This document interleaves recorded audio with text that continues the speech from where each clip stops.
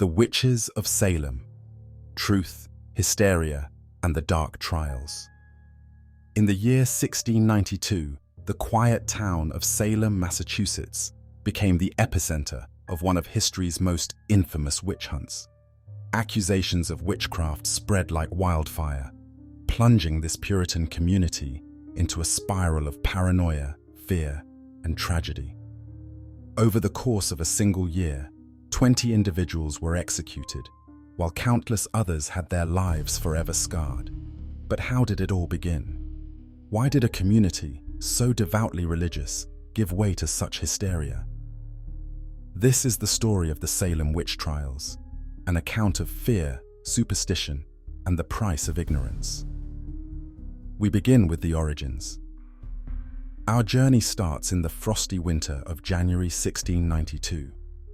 It all unfolded in the household of Reverend Samuel Parris, where two young girls, Betty Parris and her cousin Abigail Williams, began exhibiting strange and alarming behavior.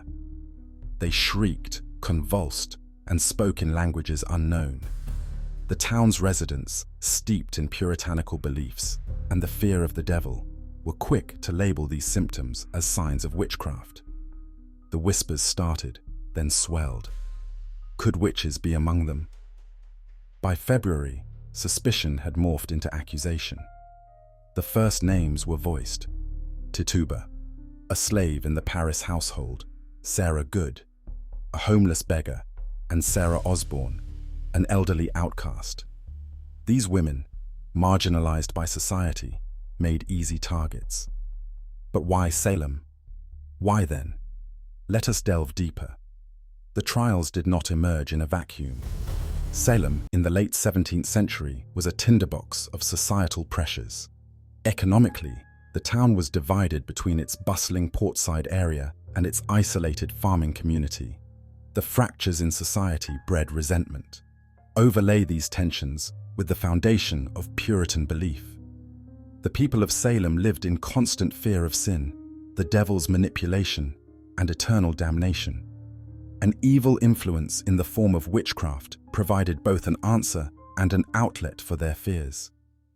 Add to this the backdrop of an ongoing smallpox epidemic, attacks from native tribes at the borders, and Salem's minister, Reverend Parris, urging his congregation to see the devil's influence everywhere, and you have the perfect storm for paranoia to take hold. And now, Act 2, the hysteria unfolds. The trials that followed unleashed a wave of chaos that reverberated far beyond Salem. As accusations snowballed, no one was safe. The people who were accused ranged across the spectrum of society: men and women, young and old, church leaders and simple farmers. Many confessions were coerced. Fear, physical punishment, and cruel interrogations were common tactics employed to force declarations of guilt. Take Tituba, for example. Her confession, whether entirely factual or conjured out of fear to save herself, is one of the chilling testimonies from the trials. She admitted to witchcraft, describing visions of animals working as companions to witches and black books signed with the blood of the accused. Her graphic details of collusion with the devil only served to inflame the town's hysteria. Let's not forget Rebecca Nurse, a 71-year-old woman known for her piety and charity. Accusations against her exemplified how even the most respected community members were not immune from hysteria. When Nurse was found not guilty during her trial, public outrage reversed the decision, and she was later executed in July of 1692. It was a grim illustration of how reason had utterly collapsed in Salem. We also must address the brutality of the punishments. Such was the case of Giles Corey, an elderly farmer who refused to enter a plea when accused of witchcraft. In response, the court subjected him to pressing, a savage ordeal where rocks were placed upon his chest, slowly crushing him. His defiance endures in the record as he uttered his final words: "More weight." By the end of 1692, 19 individuals were hanged, making the scaffold an ever-present symbol of despair. One man, Giles Corey, was pressed to death, and many others languished in prison under horrific conditions. Friends and neighbors turned against one another as paranoia bred personal vendettas. Simple acts like baking bread or owning a black cat suddenly carried sinister undertones. Even children joined the frenzy, their imaginations inflamed by the hysteria of adults identifying suspected witches by merely pointing a finger. The fabric of community, not just in Salem, but across Massachusetts, lay in threads, with justice drowned by fear. Finally, let's unravel Act 3, the aftermath and legacy. As swiftly as the trials began, they ended. By early 1693, public sentiment had turned.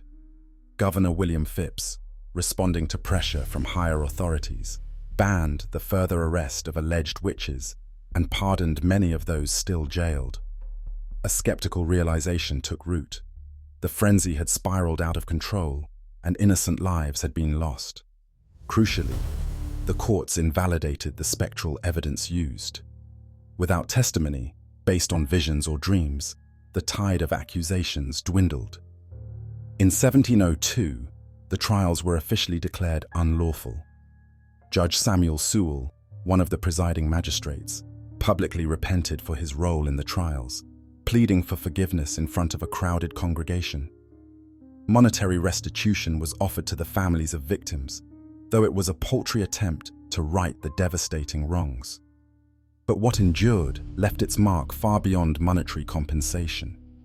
The Salem witch trials became a cautionary tale studied for centuries to come. Mass hysteria, prejudice, and the flaws of judicial processes rose to the forefront of Western thought. In a modern world rife with misinformation, the warnings from Salem still ring alarmingly true. How fear can eclipse logic, how power can silence justice, and how the marginalization of others can sow destruction. Salem's cultural impact remains profound. Museums and plays commemorate its tortured history. Arthur Miller's play, The Crucible, reimagined Salem's paranoia as an allegory for McCarthyism during the Cold War. Through time, Salem has come to represent more than just the witch trials.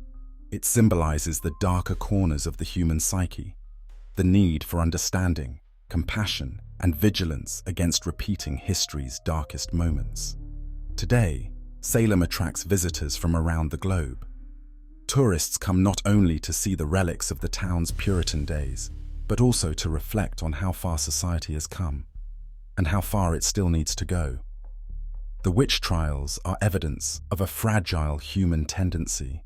Fear has the devastating capability to override reason. That human trait may remain, but the remembrance of Salem consistently pushes the world towards self-awareness. To close, as the echoes of Salem still whisper through time, remember the charged voices of those who stood accused: Rebecca Nurse, Giles Corey, Bridget Bishop, and so many forgotten others. They serve not only as markers of a town's hysteria, but as symbols of resilience against ignorance and the abuse of power. Their dignity in the face of adversity stands as a warning and a beacon. We can honor them not by wallowing in their suffering, but by ensuring these mistakes are not made again. The Salem witch trials may belong to history, but the lessons endure for eternity. Let their legacy remind us to choose reason over fear. And let us ask ourselves, how would we act in the face of baseless accusations today?